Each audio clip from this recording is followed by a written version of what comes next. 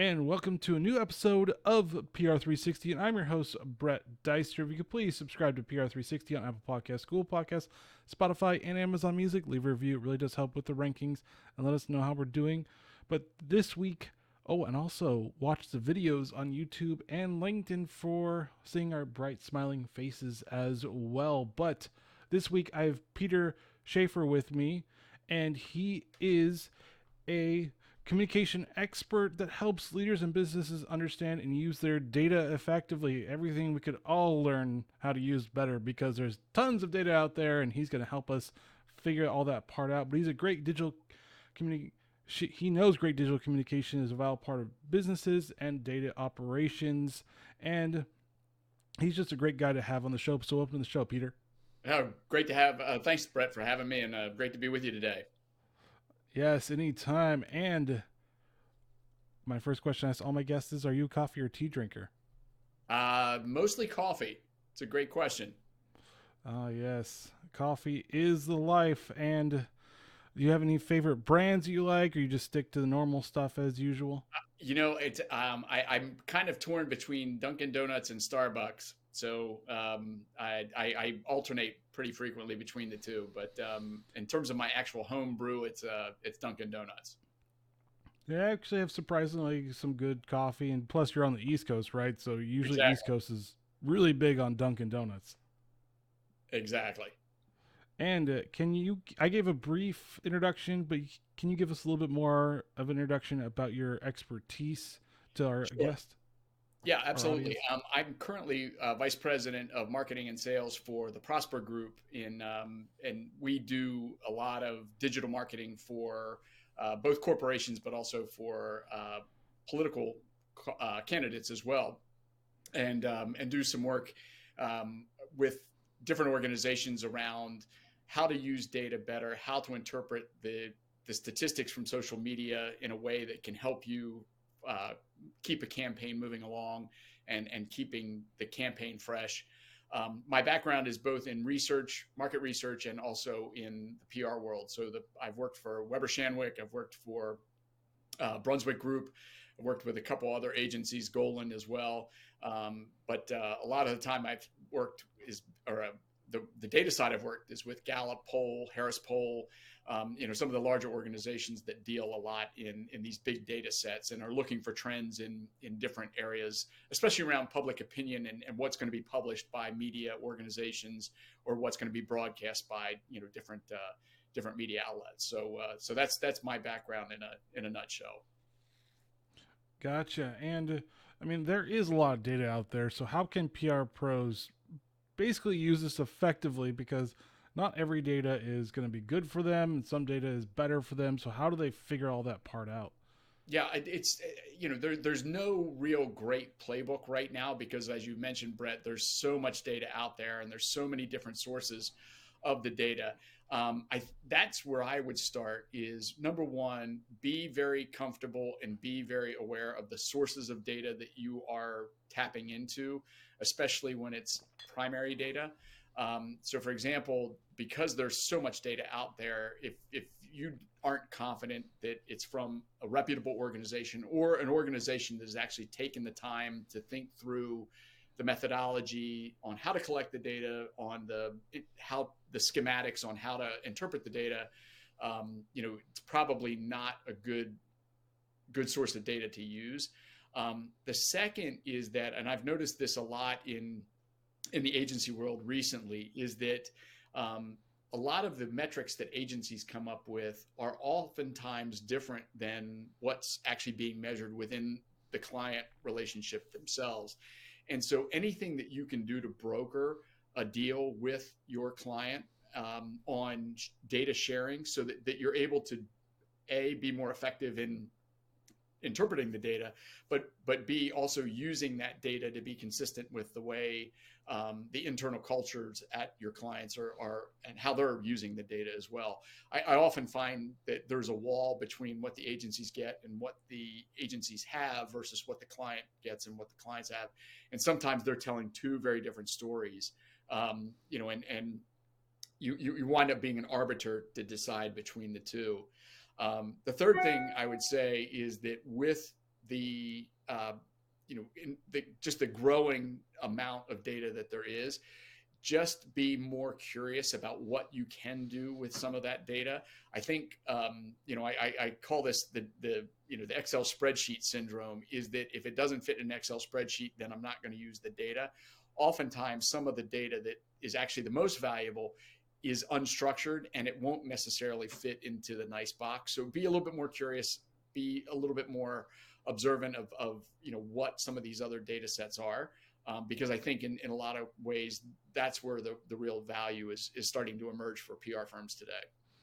Gotcha. And is polling becoming a little bit more important? And also, I've heard before that sometimes people lie on polls. I think the best example is 2016 when they were trying to figure out who was going to win presidency, and it really did not go in their favor whatsoever in the polling numbers. So, how do you get the best of polling when you know people may lie, not because they're trying to basically skew your data, just because they don't want people to find out that they like something or not?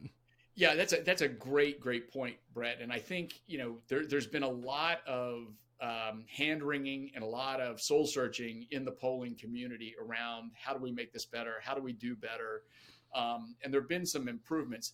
There are really three ways to basically protect against bias, or at least try to protect against this. Number one is really upfront, and that's writing and creating better questions. Questions that are more conversational, or things that would be, I would say, more normal for somebody to hear. I think one of the things that has been a real struggle for polling is that they've had all of these historical questions that have been really good in the past, and they don't want to disturb the trend line, so they use the question that was written in 1975 with a 2021 audience, and it just doesn't match sometimes. And I think that's been a big problem. The second area is, with so many people being online right now, what's called the sampling frame, or who we survey, is really important, especially with public release information, meaning that the data is designed to be out in the media. There's a lot of expertise in this area. This is where polling does actually have a lot of strength, or the polling companies have a lot of strength, is that they're able to create these sample frames that are representative, or that are at least reducing the amount of bias. And you're right. After 2016, they went back and took a look at the science and said, maybe we need to change this. The third thing, and this is where maybe the polling industry needs to shift a little bit, is that they've been reliant on traditional media sources for coverage. So the major newspapers, the major networks, and things like that. And as you well know, a lot of people have left reading the newspaper, have left, or they're reading it online, or they're just not watching regular news anymore. So a lot of the value of those data points in media it's just not there anymore. So you have to just look for new media sources to be able to cover the data, and really find new things that are happening out in the environment. And I mean, even polling is there for Twitter as well. Could you use like Twitter polls as well to help with, You I know, guess, it's a more great of question. That's a yeah, and sorry, I didn't mean to cut you off there, Brett. But the polling, these simple, quick polls, are actually pretty effective in getting what I would call directional data, meaning that would give you a better sense of which direction to head, or what directions are actually the most um, appropriate for you to pursue as a PR professional, as a communications professional. I wouldn't, if we were going to go into something more maybe like crisis communication or some other area of PR that really would need more solid numbers, I would probably say those quick polls are not as appropriate, only because they can't dig deeper into some of the sentiment, or some of the motivation, or the drivers that make people behave or make people feel in a certain way. So great for directional stuff, really good.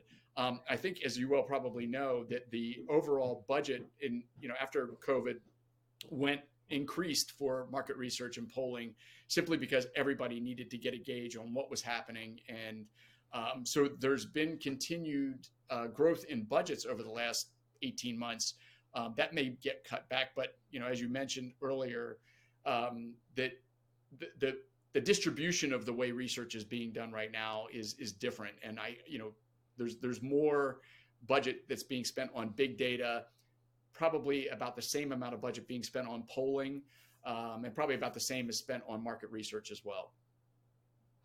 Gotcha. And I mean, this even goes to basically, could the Twitter polls be like kind of a setup to launching your actual polls? Could it be like, oh, maybe we should figure out if people are interested in actually talking to us about this? Could this be a small set of sediment? I'm not saying it's going to tell you everything about everybody what they're doing, but it could be a small subset of sediment and be like, maybe this is something we should actually look into. Could it be like you said, directional, or like a stepping stone to an actual full blown Yep. polling, because it's a lot less expensive to do it that way. You're spot on with that, Brett. And a lot of companies have been using these quick polls as um, you know a kind of a thumbs up, thumbs down. Yeah, this idea is good. We need to pursue it, and we need to actually research it more extensively. You're right. I mean, it's a good barometer. One of the things that I've noticed also, especially with some of the PR agencies that I've worked in and also continue to work with, it used to be that we would send a poll to all 200 or 300 employees of the firm, or larger set, and that was what we used to test an idea.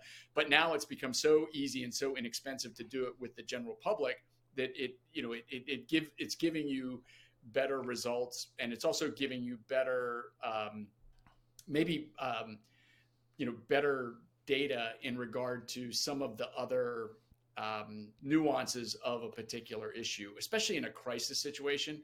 I know that we have been working with a couple clients on some product recall work, and because you're in it, you obviously experience it a different way. It hadn't really gotten out into the public that far. So some of that early data didn't signal that there was a real issue, a real problem. So sometimes that has to unfold a little bit. But you're right. It is important to get that temperature read, or that, kind of finger in the wind, and say, yeah, are we on to something? Is there something we need to be protecting against? Or is there something that we need to start preparing for that we just hadn't anticipated in our campaign? Gotcha. And then could even polling become more niche? Like, let's say if you want to know what business people are thinking, you figure out a way to use LinkedIn or something like that, Yep. where it becomes more social. Because sometimes when people look at polls, they're like, oh, I got to do another poll. I don't want to do this. This isn't Yep. very fun. So, is there a way of like niching it down? Because I feel like everything needs to be niched down nowadays, because it works very effectively if you niche it into a specific data point or subset or whatever. No, it's an excellent point, and I think that I mean, you bring up two kind of interesting subsets of that. Number one is, it is much easier today, and it will get easier as we go forward, targeting specific audiences and getting feedback from those particular audiences. Whether you use LinkedIn, that's a great example. A lot of the um, major social media platforms have polling capabilities, so you can send out a poll and get something back real quick. It's Granted, it's not that scientific, but it is, I think, again, directional. So yeah, I think it's going to increase. Um, the one thing that I have noticed, though, and this is probably good news, bad news, is that we have a lot of people that are asking polling type questions without an appropriate scale to judge or to rate something on.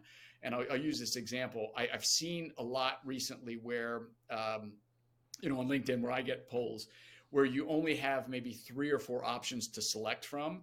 And in regular polling, there would be a wider variety, because you need to eliminate or you need to pull in those subsets. So writing the questions for those quick polls is really important. And I think that in some of the cases, bad question leads to bad outcome. Good question leads to good outcome. But in some regards, asking a yes/no question on something that's important, like would you buy X, yes or no, it might be more complex. So the decision-making process might be more complex for business people than yes, no. So Gotcha. And do you think, and we're talking about biases, do you think having more anonymity for people to answer poll questions would help them become a little bit more relaxed in telling the truth? Because I feel like anonymity can help, but it also can hurt you at the same time. So where do you draw the line on that one? Because we want to get the most truthful answer, but we also understand if you have too much data on the person, they're going to be like, I don't really want to yeah, talk. yeah, and that's the age old question of what we want to collect and what we don't. Um, I don't have a really great answer for that. I will tell you that most people, well, most people, when they do get a poll from either a person that they know or an organization that they know, or on a platform like LinkedIn, um, most of them are pretty well intended in terms of the way they answer. Um, where we get into some really interesting kind of dynamics, or at least maybe skewing the results, is when the incentive for participating is out of whack with what we're trying to get. I know that there are professional pollsters or professional poll takers that have signed up for all these services, and they basically shop for the best incentive. So when the incentive is out of line with something, let's say it's $100 to participate or something along those lines, is that the those people will go intentionally to chase that $100 incentive. They'll answer the questions in a very neutral type way, so that because really their only intention is to get through the survey so they can get the $100. But for the most part, I would say probably 85 to 90% of the people are actually sharing genuinely what they think or what they believe. And it's just the weighting hopefully helps with the other 10 to 15% that's out there. But I was actually talking to a client this morning about a lot of the databases that are used now to send polls to or send surveys to. They're cleaning out the bad actors, so to speak. And this group just dropped 900 of its 40,000 members because of continual bad behavior that they're tracking, watching. But the privacy part, with all the different PII restrictions now and some of the European laws, as long as people aren't, trying to say, I'm a man and I'm actually taking this as a woman or something else. For the most part, the cleanup on the back end is pretty sophisticated and actually pretty good. So Gotcha. And I mean, how can PR pros use the data to create content? Because data can point you to content. It may not be maybe something a subset actually wants, but how can you use data to actually help you create content for your company? yeah, it really starts with doing some research around the secondary data that exists right now.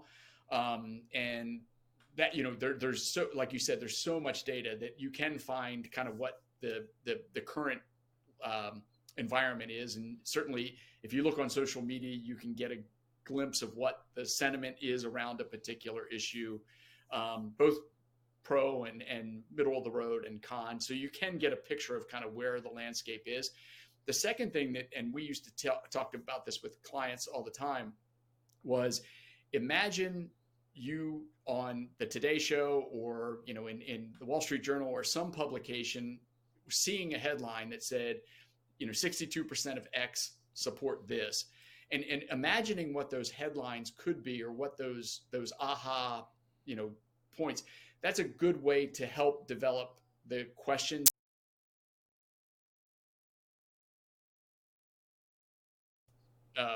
It's a good way to develop what you want the data to say, and it's also a good practice to kind of set to set your expectations about what we think we're going to get back, because regardless of how good the idea is, or how good maybe the campaign slogans are, or how good the revelation is from these stories, sometimes having 62% is actually a really, really great number. And I think sometimes we have to just, accept the fact that the statistics might not align with where we think passionately about how this might work. So Yeah. And for, I guess, PR people that work for those media companies, like you said today and everything, a lot of people do not trust the media anymore. It's been probably the lowest it's been for a very long time. So, how can they get those correct data points? Because I feel like people don't the mistrust in your company, and this could apply to anybody, could skew your data points because they mistrust you so much. yep. So how do you get the correct ones knowing that you may not be the most well-liked company? I guess the best way of saying it. Yeah, no. I think I know what you're trying to get at here, and there's kind of two maybe strains of what you were talking about. The first is that one technique that a lot of research companies use, and even PR companies do it, is that they ask the same question in different ways to get to an idea of what it is. There's a science called clustering, basically where you look at how the answers cluster in different categories. So you can ask the same question 5 different times and get where the clusters are the strongest, meaning that people A, understand it, B, that they can give a reaction or an answer to it, and 3, from an interpretation perspective, it gives you really solid. So I would say that that being able to ask the question multiple times. The second is that I think from where the PR firm perspective is that you have to make certain that you are satisfying what the client wants to do. But I also think it's imperative that you say that, hey, when we pitch this idea, or when we pitch the potential use of data in certain media, or or certain different stories narratives that we're building out, is that it's not always guaranteed that these are going to get picked up. And so I think setting that expectation is important. It used to be that having that data and having a major brand name that had collected that data, that was like the gold standard, and now that's really not the case. And then the last area is really thinking a little bit more out of the box around where we could place this story, and in almost in a micro campaign type thing, because in one regard, if you're able to do let's say, for example, you get 2,000 hits, 2,000 hits, 2,000 hits, and 2,000 hits, that's 8,000. So it might be micro campaigns versus kind of a major, hey, we're going to bank on getting in the Wall Street Journal or something along those lines. So those are I will say a lot of the new media opportunities are helping at least get the data out into the open on any particular issue. So, podcasts like PR360 are a great way to talk about, a particular piece of data or a particular finding from a research study or from things that are going on. And that will snowball into some other areas. So I think, from my standpoint, the clients are a little bit reticent about it because they get it, but they don't get it. They don't understand necessarily how it works. But I do think that the value is starting to become very, very clear. And I think that, the PR firms that are working with the client can really help facilitate that discussion or that education process. Gotcha. So what you're saying is that the client may be old school, but Yep. there are more new school ways of getting your data out. Like you said, podcast, social media, doing videos on YouTube, and anything else in the middle of that, because of how many platforms there are now online. You could talk about data subsets with the subset of people, I guess the best way of saying That's exactly right. That's exactly right. And the numbers have come down in regard to coverage as well, meaning that it used to be the gold standard was in order for any major news outlet to cover a survey result, it had to have 1,000 people plus. Now those numbers are not as rigid as they used to be, so that there is additional coverage, and there are subsets like a group of pediatricians say this, or a group of CEOs say this, and the sizes of the base for the number of people that are interviewed have shifted. So and shifted in terms of what media will cover that. So that's a good point. Gotcha. And what is the future of data collection? Is it more towards going towards the new media and leaning more towards that? Is it using their polling system to a certain extent? Like I said, nothing's perfect. Is it using a different mesh of different things to figure out what people are thinking? Is it going to different platforms? Is it going to new platforms that people may not want to go to, but it might be important to go to? Like Yeah. what is this feature going to be about? Yeah, it's a great question. I'll use this. One of my clients from a couple years ago had 18 different data collection methods that they used, and some of it was primary, some of it was secondary. I think a couple things are going to happen. As you pointed out. Number one is, I think there is going to be a shift in where budgets are allocated for these particular different analytics services. So I think, for example, almost everybody uses Google Analytics for some reason, but I think some of those platforms are going to continue to grow. They're going to continue to see spend. I do think there's going to be consolidation in those industries because there's so many different small fragmented players. So I think for example, NetBase and Quid merged, and I think you'll see different data companies like that do the same thing. I think there's going to be much more reliance on what is called first party data, and that is data that we're able to collect as a company on different behaviors that our consumers or our customers are exhibiting. So that the value of that first party data is going to go up, and in some cases I don't think organizations are well suited to do, number one, collect that data, but two, do anything with that data, because it's just sometimes overwhelming and sometimes the cost. But that's where I think a PR firm can come in and really make a difference in saying, hey, look, we know you have a data set of 2 million people or 2 million customers or whatever it would be. Let us take that data, let us mine it, let us look at the media behaviors, let us look at what different other aspects of the behavioral data that's in here, and then come back to you and say, hey, look, here's a way we can talk about earned, we can talk about oh shoot, it just totally went out of my head, sorry about that, paid media, and really come up with a new schematic. I think that's where the real future of this is that it is, rather than looking at each one of these data sets as a separate entity, there's going to be more melding of those data sets and more connecting of the dots.